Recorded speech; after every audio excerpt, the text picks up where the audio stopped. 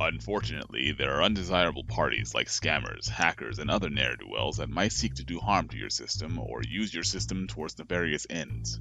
Within Freevoice, one of the best lines of defense is the Defender.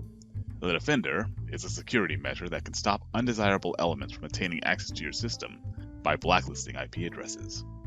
Here's how it works. To access the Defender on your PBX system, go to Apps and then Defender. Here, you are able to manually blacklist IPs that you either don't recognize or don't wish to allow access to your system.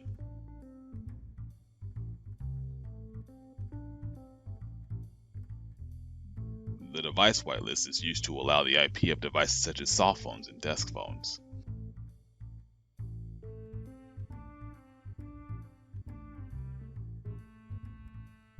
The administrator whitelist is used to allow an IP address to access the administrator side of the PBX.